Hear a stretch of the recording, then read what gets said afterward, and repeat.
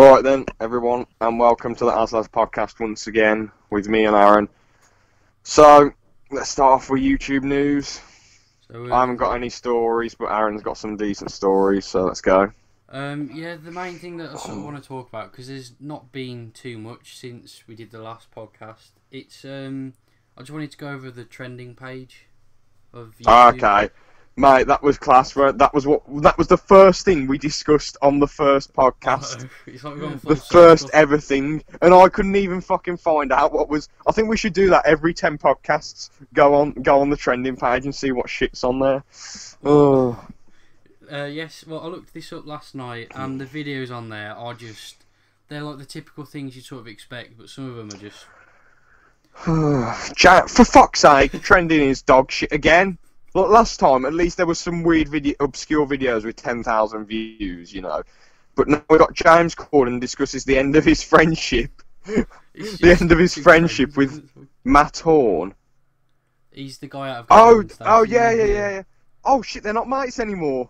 No, I think that's why they ended Gavin and Stacey, because they weren't... I haven't looked into it, by the way, but... No, but Gavin and Stacey concluded perfectly, though.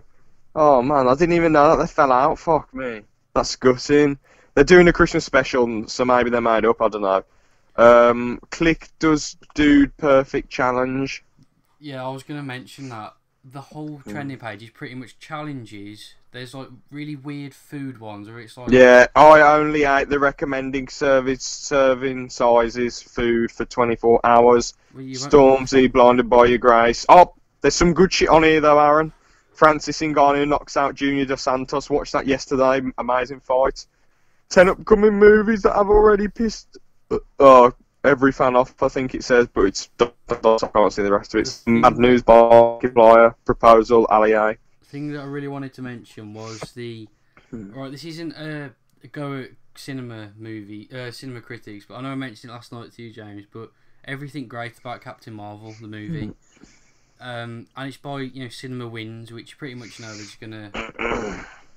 I don't like those style of channels, but I just wanted to get your quick... You absolutely hate them, don't you, for some reason? We'll have to do a YouTube review of them one day, because I personally enjoy the videos. I love it when they take the mick out of like something like Madagascar film from my childhood, and they just say, the animals are anthropomorphic, how does this work? And then it's just like, Alex, blah, blah, blah, blah, and it's like, Marty the zebra, blah, blah, blah. I just love it. It's not meant to be taken seriously, That's all I'll say. I don't want to get into it now, but yeah, I'm not the biggest fan of them. I don't mind some, but just depends on the movie, really. A lot of them. I mean, some of these are a little bit bizarre. Everything great about Tomb Raider. I thought most video games made into films suck. Everything great about Paddington Bear. That was bollocks.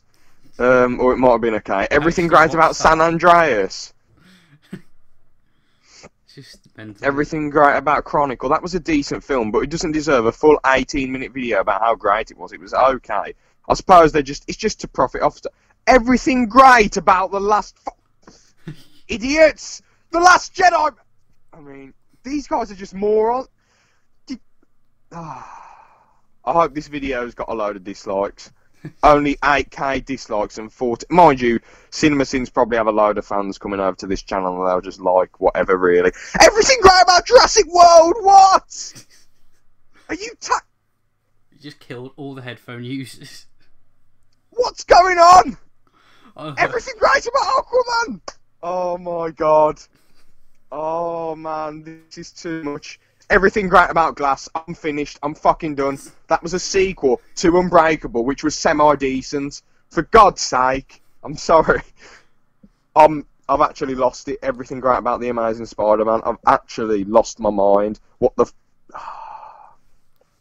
And they've just topped it off. I know you said about this at the start, but everything great about Captain Marvel. For fuck's sake. I've never seen the film, but from what you and Christian have told me... I didn't mean to name. It's alright, it's alright. Sorry, didn't mean to name anyone. What you and a friend. Him, yeah, good friend of ours.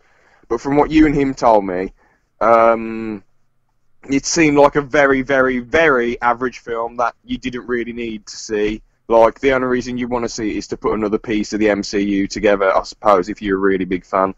But even if you're going into it looking for a piece of the MCU, it's still a very, very, very average film. So yeah, a lot of these are just average or shit films that they're doing. Like, at least they've done some amazing films. Like, I'm trying to find an amazing film. They've done Lord of the Rings, thankfully. Ant-Man and the Wasp was very average. Why the fuck have they done that? Are you mad? Haven't seen Deadpool 2, haven't seen Chronicle, very average. Kung Fu Panda, enjoyed it when I was a kid. Solo, a bit above average. Actually, no, I'd say bang on average, because if it wasn't Star Wars, it'd be shit. Dark Knight's amazing, so fair. Everything great about Spider-Man 3. A joke film. A fucking joke. A joke film. This must just be, I don't know what to say. I'll have to watch the videos later. We'll have to do a YouTube review of both of these channels, because this is bizarre. This is very, very weird. I don't know what to say. The trending page is shit. It's absolute rubbish. I mean, some okay videos, but for God's sake. I mean, the trending page is pretty ironically named, isn't it? It's just videos that they say are trending that just aren't. Because there's some videos on there that have like 50k views sometimes. Yeah. It's like out the whole of YouTube, 50k views. Like, Mm-hmm. But yeah, that's. I've got another piece of YouTube news. If you want to move on from the trending page, Go on then, because this is just too mentally 5 minutes painful. Talking about the trending page. It's just too mentally painful, Aaron. I'm sorry, mate. I know, but it's not entirely YouTube related. But Spiderman: Far From Home comes out tomorrow. At the time of recording this, how do you feel about that? Looks pretty decent. Looks pretty solid. I know I said before that Endgame is the peak of Marvel, and this film isn't going to top Endgame, but I feel like Far From Home will be a very solid, enjoyable film. So I'm looking forward to it. Yeah. Because I know Kevin Feige, I think is how you pronounce his name.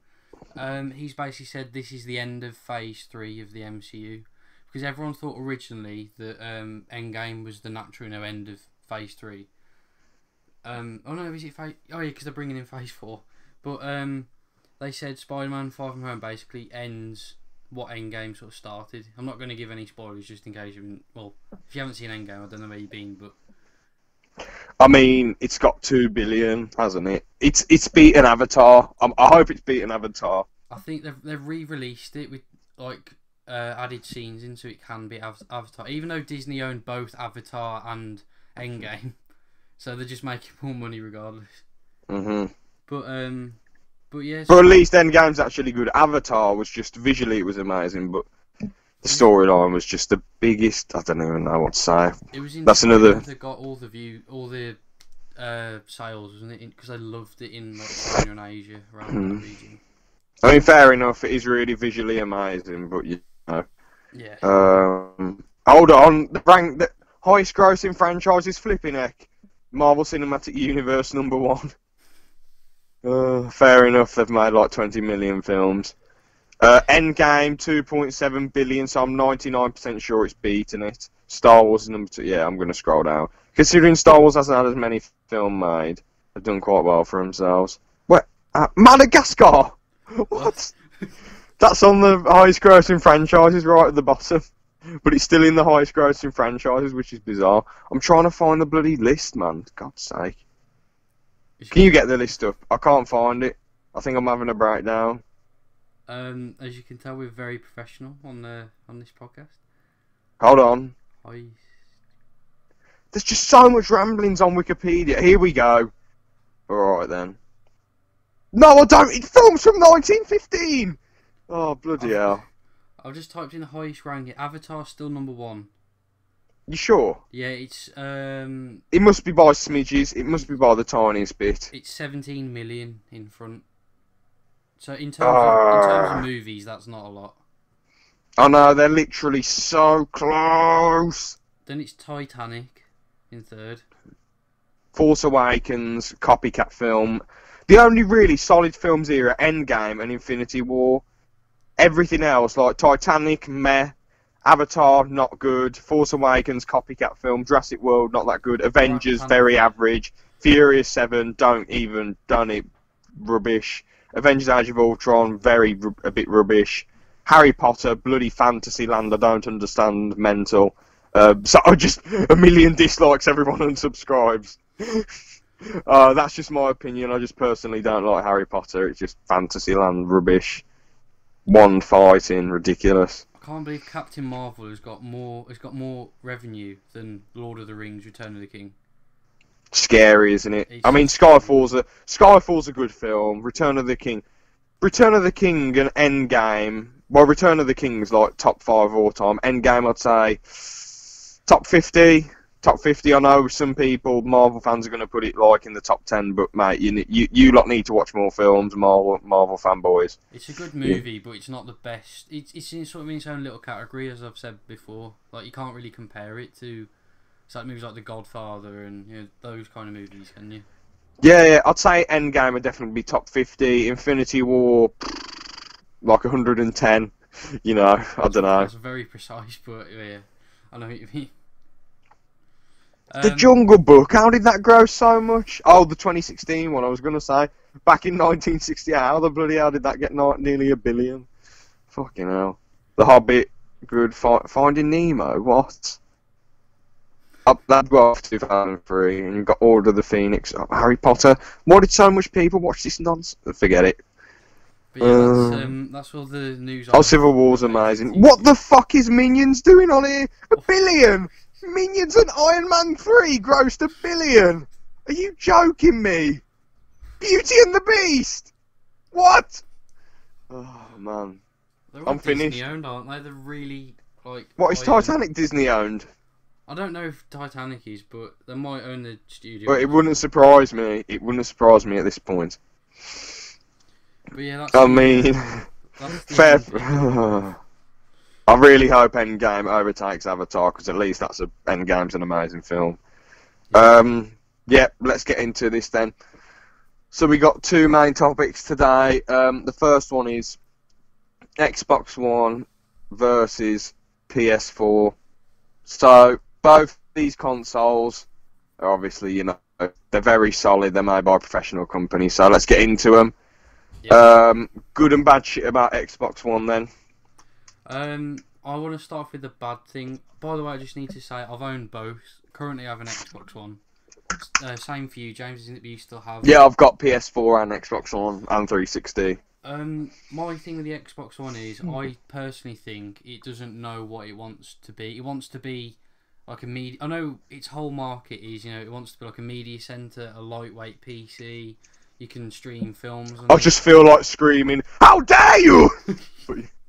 But honestly, I get where you're coming from. Yeah, I just believe that a games console should be predominantly a games console, because I have that many devices. Well, Aaron, we're not all Bruce Wayne like you, are we? I'm not Bruce Wayne. No. I just have other stuff I can use if I want to watch like Netflix or whatever on. No, but the thing is, in my room I got my telly, and obviously years ago I had a TV box in my room so I could watch TV quite easily. All I used my Xbox One for was for gaming. But we're with a different TV company now, and it would cost a lot to have 2 boxes, so there's just 1 box downstairs. So my Xbox One, I've got Fight Pass on it, Netflix. That's it really. There's this Anime Tube Unlimited that my friend recommended to me, and yeah, that's all I've got really. But the main things are Fight Pass, Netflix. Used to have WWE Network, but don't care about that anymore. Pardon me. Yeah, fairly solid stuff, But I get why you're annoyed, because as a gaming console, you don't want like a million different things on there. And for ages and ages, I didn't really care. But not everyone can have a box in their room, a TV box in their room, because it costs so much. So in a way, it's good. But like you say, it doesn't know what it wants to be. And if we're talking about gaming here, it sort of does drag it down a little bit. But I personally like it. I personally love that part of it, because I don't really care about most games on Xbox One, but I can still watch UFC, Fight Pass and Netflix on there. So, good stuff. But yeah, I get why that would be a big disadvantage in a way. Anything else you want to add? I know it's probably a point you were going to say, but I don't like the exclusives on Xbox. Yeah. So I'm not a massive Halo fan. I've played through Halo 1. It's a solid game, Halo 1 is. The other ones I didn't grow up with them, so I don't have that like nostalgic factor with them, so I sort of just see them as just like the same as others. I know they're not, but That's how I see them. It's really You're good. gonna get a lot I know. of hate for that. I think what Aaron is trying to say, I think what Aaron's trying to say is what you call it. Well, actually, no, I'm not going to say that. I'm just messing around. Originally, if you're on about Xbox One exclusives, in my personal opinion, and quite a decent amount of the Halo community's opinion, Halo 4 and 5 aren't very well. They're absolute dog shit, really, compared to the old Halos. There isn't really much story in that was played with Warzone. Halo 4, some of the maps were semi-decent, you know. Haven was good. That other map, I can't remember what it was. Some of the big maps were decent, you know.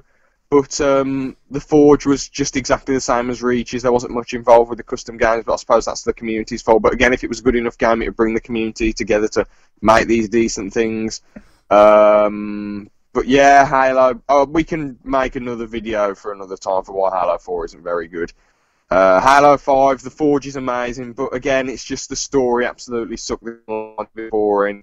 Strafing's practically useless now. It's just a total joke because you're just crouching really fast and you're moving side to side instead of just moving side to side or jumping out the way like it was in the old Halo games. So yeah. Yeah, some good. And the other exclusives, Forza games. You know, I don't know what to say really. A lot of people seem to like them. I think they're okay. Sea of Thieves is really crap apart from the ship-to-ship combat. Yeah. And what else have we got? So Sea of Thieves, Gears of War. I've never played Gears of War. I played the third one years ago and it seemed a bit basic to me.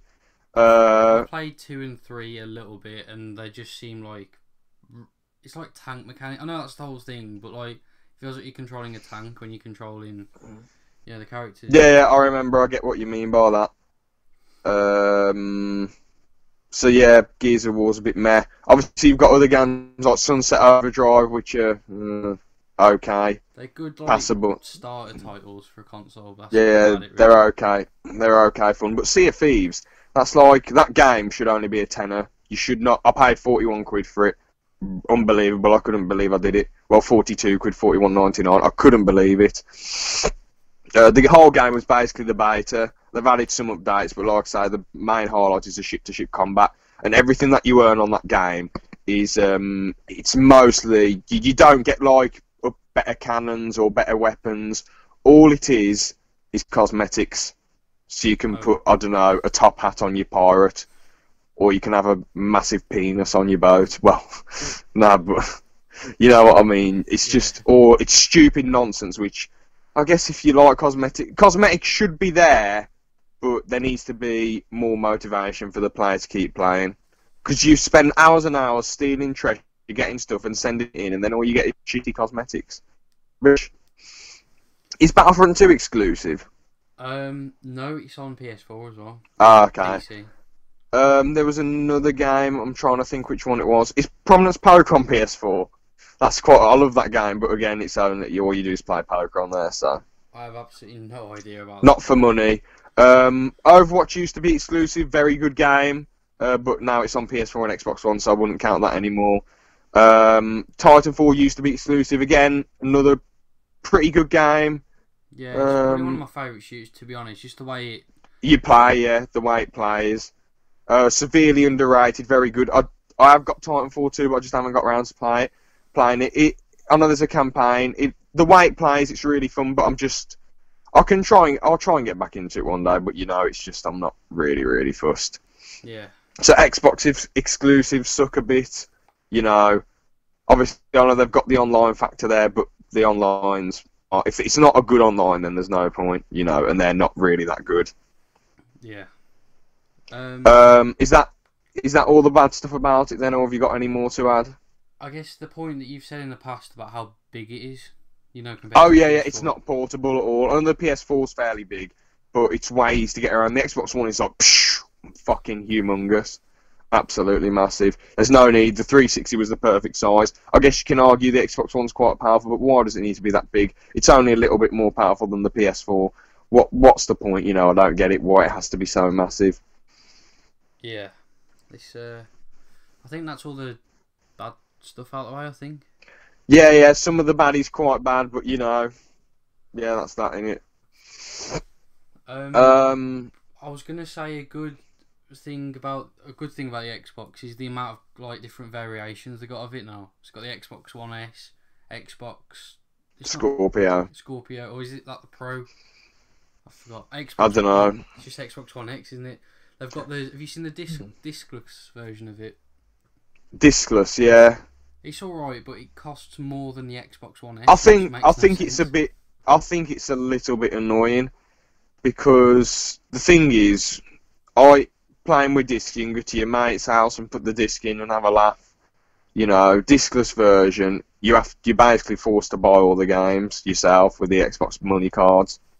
Another thing with discs is though, on a lot of discs, they just have like about 100 megabytes of data that downloads it anyway. So you have like 100 megabytes on the disc that just downloads it. So that's why I think they're going for a more discless version.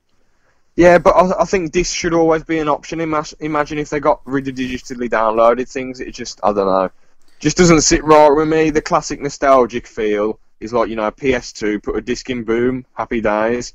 And also, what about films? What about your classic Blu-ray shit? You can't watch any more DVDs anymore. That's shit. That's absolute crap. On your Xbox, you can't watch DVDs. Rubbish. Because a lot of TVs don't have many disc things anymore. Yeah. It's kind of annoying that you can't but obviously just buy PS2 and put your DVDs in there. So, but I'd see that as a good and a bad thing, but you'd say it's a good thing then. I'm sort of like, I see the pros and the cons about it. Yeah, I'd say it's more of a middle ground thing, to be fair. It's like they're being ambitious for the future. It's like, this is what might happen in the future. I think that's what they're trying to show. But the thing is, if they get rid of discs with the Xbox Scarlet, if they get rid of discs, then they're going to absolutely get thrashed. They might get shut down. That's my prediction. Genuinely. Yeah. So, another thing, games with gold. Oh, that was it. I've got something really fun to tell you. There's this thing called Inside Big Crown Showdown, Armand and Dangerous, and Meet the Robinsons. That's games with gold. I don't know, like some months they're amazing, some months they're terrible. And it says Castlevania, but it says PlayStation on it, so I don't know whether to believe it or not. Oh, PlayStation 2. Oh, so Castlevania Sympathy of the Night. But Meet the Robinsons, why do you want I don't even know. It's still a really good thing though, giving away 5 free games. People can just enjoy themselves. Quite a few of them are multiplayer games. And also it's free to play for weekends. Do PS4 do that, or when you get to play a game free on the weekends? I don't have a PS4 anymore, so I've actually no. Oh, well, let's say that's a no then. So yeah, you get to play free on the weekends. Games with gold though every month, and obviously you get to keep those games. So, say if you're really broke, you can just keep getting these free games for a laugh. Obviously, you need to get a gold membership, but good stuff. And also, the month before there was Portal Still Alive Golf Club 2 featuring PGA Tour, Rivals of Ava, and EA Sports NHL 19, Xbox One. But I don't know if all these games were like available for. Oh, they were free for like the month. Yeah, I wondered if like it was just one of those weekend things. But yeah, I've got another thing for good as well, sort of similar, Game Pass. Oh yeah, that's another amazing feature with the Xbox One. It's like what, £2.49 for a month. You get Kingdoms of Keflings, World of Keflings, Age of Booty, Agents of Mayhem. It says here, Age of Booty. I'm not bullshitting you. Agent Booty. Age of Booty. Oh. Big fat ass. Brilliant. Oh yeah, it's a genuine. iDarb. Oh, it's got 5 out of 10. Oh, 10 Second Ninja and Absolver. I swear some Battlefield games have been on Game Pass as well, which is good. I think Battlefront 2 has been on there. Borderlands, I think, has been on Game Pass. I don't know, Borderlands 2. It's pretty solid game, Borderlands 2. Yeah, but it's from years ago. But still, you get to play for free, so good shit. Only, like I said, it says right here on Google, £2.49 for this Game Pass. Now, it's probably different for other Game Passes, but yeah, it's probably different when you're paying on the Xbox One. They did reduce it to £1 for a month, which is quite good, but I think it makes you sucked into it for like a month. It forces you into it. I don't know. So yeah, now the advantages with Xbox so far, amazing. Have you got any more good shit that we can add? I'm trying to think. I was going to say the integration with like a computer that you can use. Oh yeah, so that's quite cool. You have mouse and keyboard support now on Xbox, don't you? Yeah. So that's a good like accessibility feature on it. I was just trying to think of other stuff. I guess as well. I know I said about the TV thing earlier, but if you don't want to buy a TV, you can actually just like use your Xbox, which is a really good feature as like a TV. Yeah. Because you can download Sky Go on your Xbox. Although you can't record. Oh yeah, that's another app I've got, Sky Go. Although you can't record on there, you can just watch things live. But obviously things are better recorded, so it's a bit. Yeah. But you know, it is what it is. Solid stuff. Game sharing's cool, but I think you can only game share with 2 or 3 people, and you have to have their account details as well. Of course, you permanently keep the game, but you have to trust someone with your account details, and it's only digitally downloaded games you get, so, you know. So yeah, that's good, bad, and in the middle things, but you could all make your own minds up, viewers, you know, say what you want to say. If you like Xbox, think it's shit, whatever.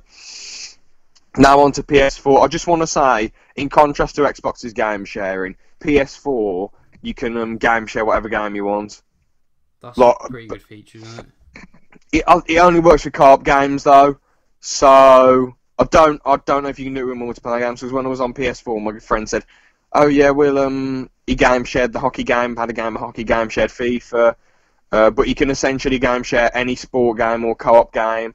So I'm assuming maybe some multiplayer game, and then you can join the game through them, I think. So literally, you can play. I know you need your friend's help, but you don't have to account share. You can basically play any game you want, as long as it's co-op, or I don't know if you can do multiplayer or not, but any game you want for free. But then you have to play with them. So that's just one advantage. But let's go over the bad stuff with PS4. I can't think of a lot. Have you got any ideas? It's sort of like a positive and a negative, but as I said before, Xbox is trying to be like a media centre, whereas PS4 seems to be pretty much focused on gaming. You can take that however you want. So it doesn't have loads and loads of like TV apps built into it, or you know, like it's sort of a middle ground, isn't it? Yeah, because on Xbox it's built into Mixer, isn't it? You can stream into like into a Mixer live stream. Whereas PS4, you have to like. I know you can stream straight from PS4, but you have to set it up and all that. But yeah, you can just take that either way. It could be a positive or a negative. It's just more focused on gaming, isn't it? Which is what I want from a console. But yeah. Fair enough. I mean, yeah, you can take it as a disadvantage depending on who you are and what you're after, and if you've got a TV box in your room, you can take it as an advantage or a disadvantage. Definitely a middle ground thing. What have you got any outright bad things about it? I've just come up with one. I sort of guess the design might be a bit weird. Like it's pretty hard to turn it on. That's probably the only thing. Like with the old ones, the original PS4 consoles. Yeah. I thought you were burping into the microphone then. I was. Oh. But I've had my mouth shut. Oh, right. But yeah, honestly, I can't really think of too much. Yeah, I'll probably say the community's a bit harsher, but you can't really hold that against Sony, can you? The console, yeah. Yeah, it really is, you know, a lot of people like you, they just don't seem that cool on PS4. On Xbox, a lot of people seem more friendly. But it's vice versa, and it, you know, it's whatever at the end of the day. You can't hold that against Sony, but you can, you know, hold that against the community of people. So you can argue there is like 90, isn't it? Aren't PS4 on like 97 million now sales, and Xbox are only on 42 million. So you have to understand that if there's less people in a community of gamers, then there's more chance that there'll be nice people. If there's double that amount of people, there's more chance you're going to run into arseholes or people who don't want to talk to you. Yeah. Oh yeah, Xbox's social aspect's better because I was just going to say the Xbox Online games, and you can fit more people in parties. I think you can fit like 12 people in Xbox parties, And the microphones are better quality as well. Yeah, I'd probably say as well with Sony. Like the audio's more clear, I mean, from my experiences. I was thinking with Sony and all that, because they are like a tech company, you know, they make so many stuff like cameras, I've forgotten everything they make now. They make phones, you know, or stuff like that. They obviously know what they're on about. I know Microsoft they used to make phones and have their own operating system, but with Sony you can sort of see that they're very like streamlined in what they're trying to do. It's like PS4 stays as a console, phone stays as a phone, whereas Microsoft's like the phone and the Xbox can blend together. It's just a bit weird. I don't even know what I'm about, to be honest, but I don't know if that makes any sense. Sorry, I was on that. What were you saying? So I was just saying that because Microsoft, you know, they make they manufacture Windows, don't they, for computers, and they used to make like the Windows Phone. It's almost like they want everything to blend together. All their devices blend together, whereas Sony are more like each device is a standalone object. I understand. Which is positive or negative, depends which way you want to take. Yeah, it depends how you look at it. So yeah. What else could we say about PS4 that's bad? I'd probably say the exclusives if you don't like story games. Yeah. Because a lot of PS4 games all the exclusives are story driven, like God of War. What's the other ones? The Last of Us. Uncharted. Yeah. And some old style games. So is it Jak and Dax? Oh no, that's on everything now, isn't it? There's some really old style games that are, you know, really story driven that are on like PS4 now. Yeah. But I can't really think of anything else negative to say about it. So did you want to move on to positives? Yeah. So like I said, the game sharing's really good on it. The exclusives, you know, I know that a lot of them are story driven, but you've got Uncharted, Heavy Rain, and Beyond Collection, Infamous, the Second Son, Uncharted, Nathan Drake Collection, Horizon Zero Dawn Standard Edition, Until Dawn, so Uncharted, Last of Us, Bloodborne, God of War, like you said. Spiderman game, that is quite a lot of exclusives, very, very solid exclusives. Now, I know a lot of those aren't online based, but a lot of those games I've heard good stuff about, especially the Spiderman one. Very solid stuff. So exclusives, they totally trump Xbox.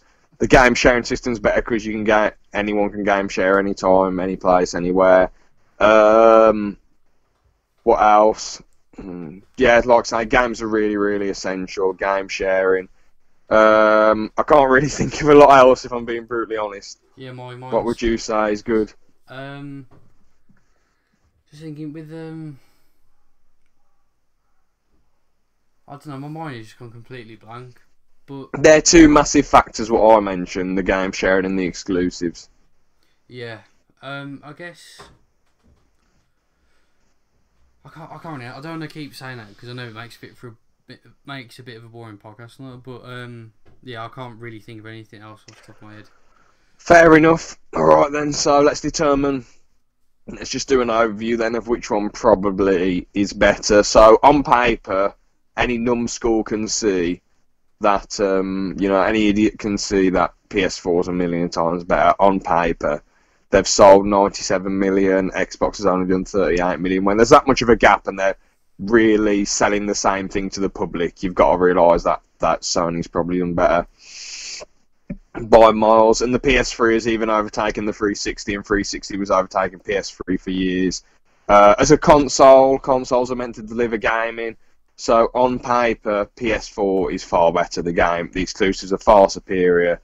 If you like story-driven games, which I personally do, but I personally prefer Xbox One, and in reality, it is just your personal preference. So yeah, what would you say, Aaron?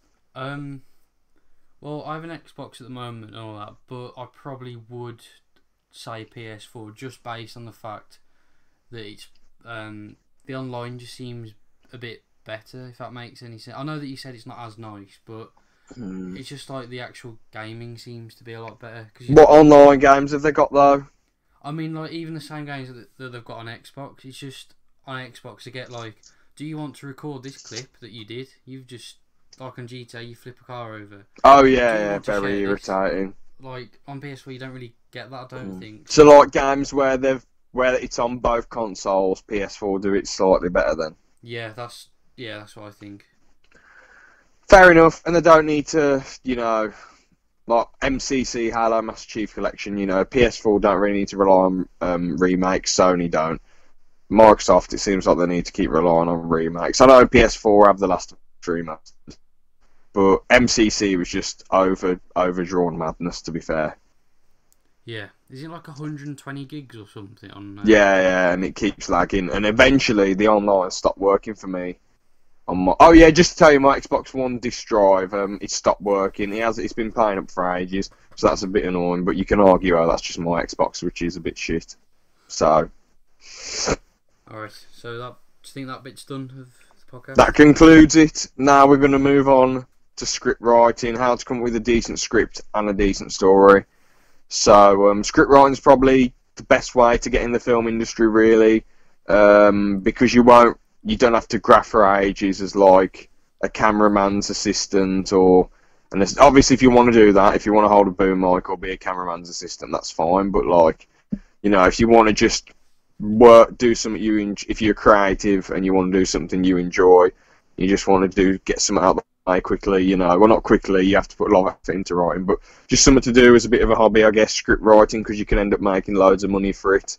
And yeah, you got anything to add as an overview, Aaron? Yeah, I'll probably say it's the best way to like get into it, because then you can sort of picture yourself here in everyone's sort of shoes, if that makes any sense. You know, you can think, oh, I'd like it to sort of go this way and all that, and then maybe if it does ever get made into a film, whatever, you could. I know you might not be on set, but you could see, oh, so that's how they achieved it, and then you could just move on from there. If that makes much sense, I think. Are you alright, James? Yeah. Oh, I thought you might cut out or something. No. But yeah, solid point. I feel like a good way, something you have to keep in mind, that if you do send a script off, first off, hopefully you won't care what they do with it, because if they give you 200 grand, $1 million, 2 million, whatever they give you, as long as it's a decent amount, you're not going to really be fussed about how your film turns out, really. You're not going to care too much. It's just like, meh, it's whatever. But what I'm trying to say here is don't be too precious about your work, because they're probably going to change it and make it. You can write the best script ever, and then a bunch of executives get their hands on it. But they paid you. You agreed to sell that idea, which is the most logical thing to do. That's what this is for at the end of the day, to be creative, enjoy yourself, and make a bit of cash. You know, that's the main thing, really. You being creative was writing that script, enjoying yourself. How they make the film, like, you can write the best script ever, and then they end up making it shit, or you can write an average script, because you can't write a shit script and get it made, but you can write a very average script that they like, and they make it into the best film ever, and vice versa, really. So just don't be precious about your work, you know. At the end of the day, you're not going to get that much. You might get a bit of hate as a writer if your film absolutely sucks, but, you know, just don't worry about it, really. It's whatever you've got unpaid, it doesn't matter. Just ignore the hate, block people on social media if they're having a go at you, or just explain to them, listen, I'm not, once the script's handed over, they're the ones who decide everything that happens. If you make loads and loads of scripts, though, and you get into a high position, you do have more creative control once you're an established, more notorious writer. But if you don't do that, then, you know, if you don't write a load of scripts, then they're just going to mess around with it. They probably will just mess around with it most of the time. Obviously, Quentin Tarantino is an amazing writer. He's like, you can't do that to my movie. You can't do that, okay? You can't mess around with my movie. You can fuck everyone else over, but don't fuck me over. You can't do that to my movie. So, you know, yeah, that's it really to say about that. Another big point is make it as low budget as possible, okay? Yeah. So if you're writing about 1 million space battles and trying to make it a massive climax, giggity, a huge battle like Lord of the Rings, you're going to fall flat on your ass, and it's probably going to be shit. The reason why Lord of the Rings battles work so much is because the Fellowship of the Ring there wasn't a million big battles in that. It got you to care about the characters and the world, and you realise what was at stake. Then it gives you the whole of the Two Towers to build up to a massive, humongous battle, realising what's at stake. Then the huge battle happens at Helm's Deep, and you're like, oh shit, they just got out of that one. They nearly lost, and they just got out of it. And then they have a load of battles in Return of the King. But because you've already had all that build up to the Return of the King, that's why those work in Lord of the Rings. Most of the time, unless it's a war film, humongous battles don't really work. Maybe in some medieval films, but again, if the battle's too big, it doesn't work, you know. Like, in Endgame, I know we talk about that film a lot, we talked about it earlier. I personally was more invested when it was a small fight between Thor, Captain America, and Iron Man, because you thought these characters could die, because they're probably not coming back. Well, Thor's coming back for Guardians of the Galaxy or whatever. And there was more on the line. When all the other characters come back, you know they're not going to die, and you know the heroes have won. But the battle was still amazing, so it's not a negative or anything. But yeah, just don't, try and make it as low budget as possible. The point is, because not every video production company is going to have 200 million just to splash away.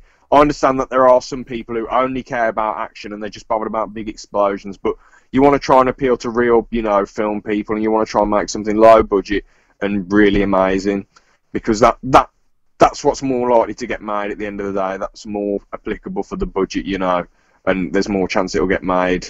And you don't want like a billion characters in it neither, because everyone's going to lose track. You're going to lose track as a writer and probably mess up the characters a bit. So yeah, I've got a few more points I want to make. Do you want to add anything, Aaron? Is this about like the process of making just one? Yeah, coming up with ideas and writing scripts, yeah. Yeah, I don't want to take away from any of your ideas, but I'd probably just say try and keep it grounded in reality as much as possible. Even if it's like a completely random script, and even if it's like sci-fi, try and keep something grounded, so it's not like that unrelatable that no one knows what's going on. That's just my sort of tip. 100%, yeah, you have to make the characters somewhat relatable. Try not to pander to people as well in your script, because it will just come across as like, what's going on here, there's no point, and you'll probably lose track of the story. Only focus on story, don't focus on pandering to people, because it'll probably ruin everything. I think, just maybe if you want to talk about a big world issue or a certain agenda that's passionate to you, then go for it, but don't pander to a niche audience or anything, or a group of people that aren't bothered about films. Just, or if you really want to do that and that involves your idea, then go for it. But like, do whatever suits you, because then you're going to come up with your best shit. Don't think, oh, this person's going to be worried, this other person. Don't worry about any of that. Think, I'm going to write on my best if I focus on this. So at the end of the day, just do whatever works for you. Yeah. Another thing, don't write yourself in there neither, because a lot of people just make themselves the hero of the story and try and make themselves a big wig and whatever, and it just ends up being a bit shit, really. Because a lot of people seem to have like massive egos, especially in this day and age, in this current climate. People just seem to be like just over the moon about themselves, so much personal pride. And it's alright to have a bit of personal pride if it's warranted, but if you're going to write yourself as a character, try and make yourself flawed and a bit of an arsehole, really, because if you're trying to make yourself good, you'll make yourself keep doing good things. Sort of like Quentin Tarantino, he writes himself in. Well, he writes a character, he plays it, then he kills himself off. Usually, yeah. Apart from Till Dusk Till Dawn, where he lasts pretty much like 2/3 of the movies, and that's he lasts for an hour. Oh, yeah. All right. Oh, who cares? It doesn't matter. It came out like 23 years and 24 years ago. So. Yeah, who cares? In Reservoir Dogs, he gets shot in the head. Has a very short part in that. Pulp Fiction, he makes it. Django Unchained, he gets blown up. And I don't really know. What else does he do? What else has he been in? I don't know. Doesn't matter. But yeah, the point is, when he writes himself in, his character isn't the main focus of the story, and his character's either an okay character or a bit of an arsehole. So, yeah. Be open to criticism as well, because I've given people tips on their stories and their ideas, and they've just totally ignored it and just said, well, my story does include this. My idea does include this because blah, blah, blah, blah, blah, blah. My idea does, you're not understanding the point, blah, blah, blah, blah. And I'm genuinely just trying to help. I never say to people, this is absolute shit. You know, if people have got a story, I just, oh, you could do this, and they're like, oh, it's already got this in there, already got this in there, blah, blah, blah, blah. So, you know, they're really like, just, they can't handle criticism at all. But you need to be able to handle criticism if you want people to, you know, take your stuff seriously. I was going to say a joke then, but no one would have understood it. No, go free, it doesn't matter. We're like How 40 will minutes I be in. Iron Man? How will I be Iron Man? How will I be Iron Man in my story? Thank you. But yeah, No one's gonna get that. it doesn't matter. Who cares? So yeah, at the end of the day, you just gotta, you know, keep level-headed and be able to take criticism. Because if someone's been a blatant arsehole to you, then I understand. But if someone's giving you constructive, genuine criticism and genuinely wants to help, try and take it on board, or at least act like you're taking it on board, so you don't become a total arsehole. Signature burp. So yeah, we're going to talk about how to actually write. Oh yeah, a good way of idea developing. I forgot to mention this. Watch a shit ton of films if you're stuck on ideas and you want to write something.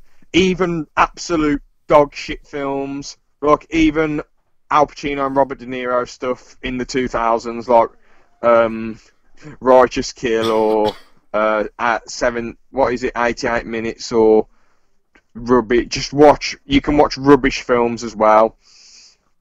I know that sounds stupid, but you can take little things. There's bound to be something that's somewhat okay, a somewhat semi-decent scene or a decent thing in this film that you can take away from it and put in your own idea, or a character trait that you can take away from it and put in your own idea.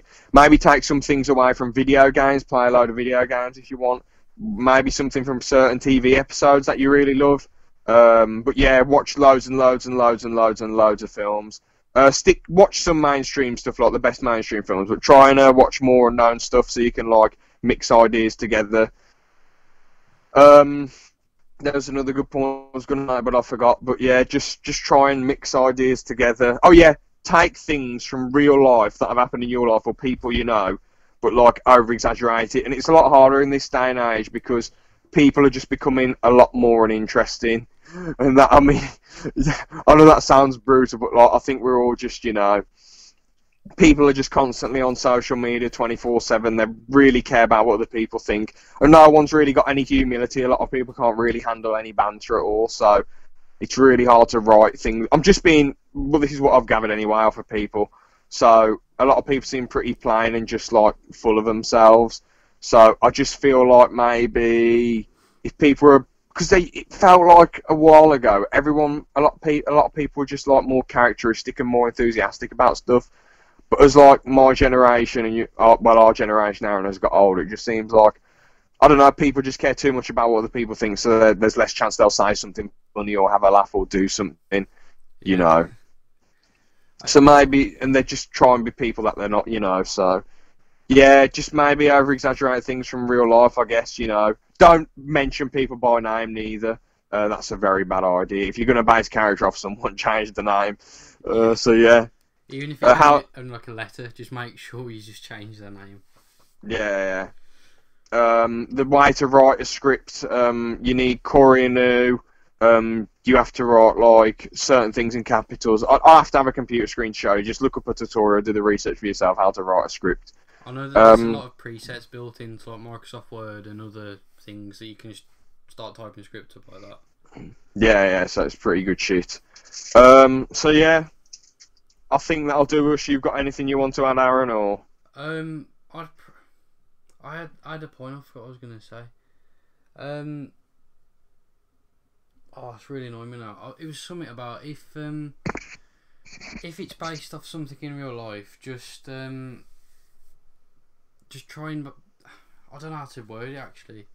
Just try and make sure that what you're putting across is clear. So I know in some movies they go like, oh, this is all got hidden meanings and it's all got hidden stuff, but try and make the general point of the movie really simple. So it could be like, say in Star Wars, you could summarise the 3 movies as a boy finds out that his father is the Darth Vader and uses the Force to turn him good.